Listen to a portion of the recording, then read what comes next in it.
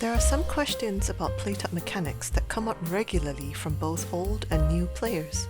The most recent question was about pies, so let's do a few tests to answer them. There are two types of pies.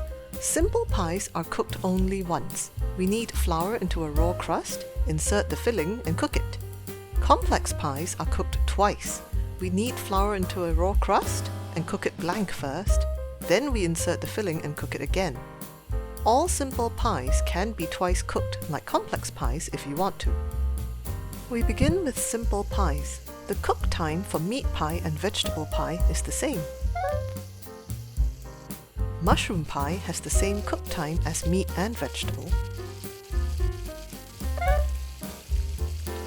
Even a blank pie crust has the same cook time as the others. And it's the same for pumpkin pie as well. So it turns out all simple pies have the same cook time.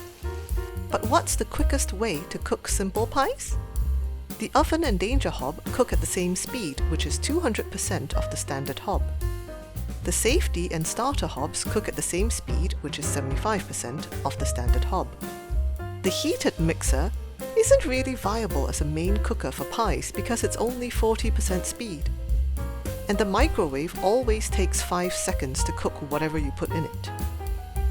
We already know that all simple pies take the same time to cook, so let's test how quickly each appliance cooks a simple pie so that we can rank the appliances by speed.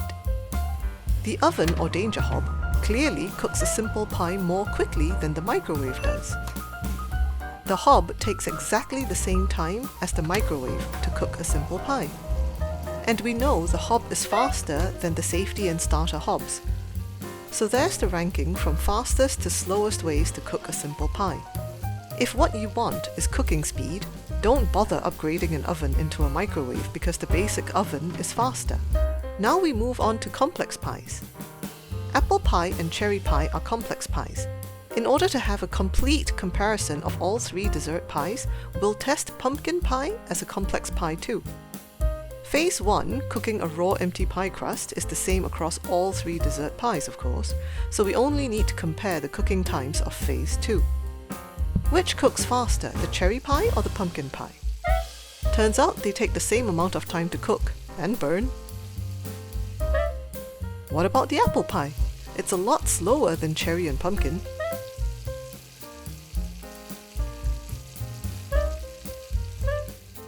Let's look specifically at the apple pie then. What's the fastest way to cook it? The oven or danger hob cooks an apple pie more quickly than the microwave does. But the microwave cooks it more quickly than the hob, which we know is faster than the safety and starter hobs. So there's the ranking from the fastest to the slowest way to cook an apple pie.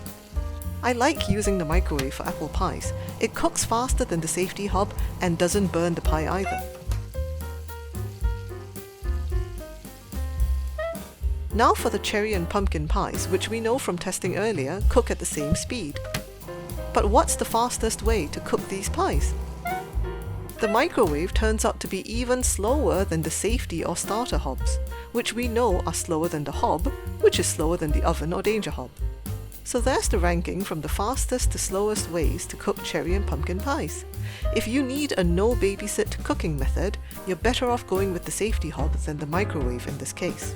Another question that regularly comes up is it worth upgrading a mixer to a heated mixer? Or should we just use a regular mixer with a safety hob to do the same job? Here we can see that the mixer and the heated mixer both knead at the same speed. And although the pie crust has to travel along a grabber before it can start cooking on the safety hob, it still finishes cooking before the pie crust that stays put on the heated mixer. So it's not worth upgrading to a heated mixer unless you need to save 2 tiles of space. Is it worth upgrading a mixer to a conveyor mixer? We can see here that there's no difference in the food processing speed between these two mixers. The conveyor mixer simply saves us from having to use a grabber, thus saving travel time for the processed item that's being conveyed. How to use the gas override.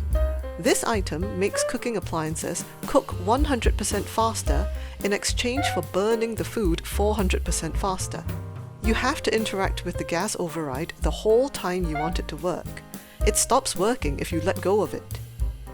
The gas override works on the oven, all the hobs, and even the heated mixer, despite this looking like an electrical appliance. But it definitely doesn't work on the microwave.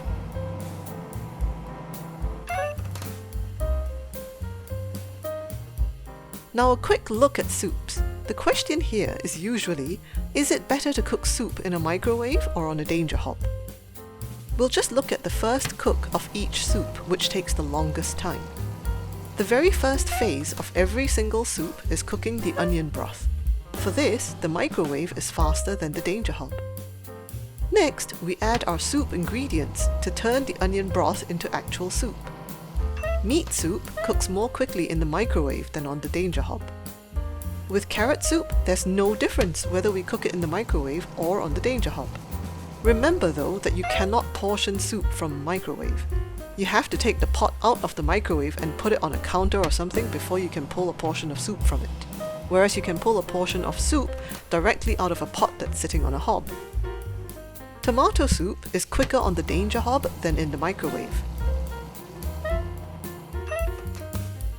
Pumpkin soup is quicker on the danger hob. And broccoli cheese soup is also quicker on the danger hob. Finally, it might be worth mentioning that you can use chopped ingredients in some soups and they will cook more quickly if you do. This works with meat soup. You can add chopped meat to the onion broth instead of a whole slab of meat. See, the chopped version cooks faster.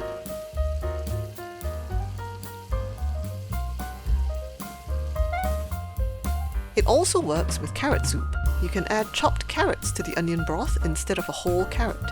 Of course, the time you save in cooking the soup is actually spent on chopping the carrot. But if you already have chopped carrots or meat, maybe from having automated your dumplings or your stir-fry ingredients, this might work out nicely for you. And it works with tomato soup too, where you put in the usual tomato paste, but then add a sliced tomato instead of a whole tomato. That's it! That's everything I wanted to test today. I hope there was something useful or at least interesting for you in there, and thank you for watching.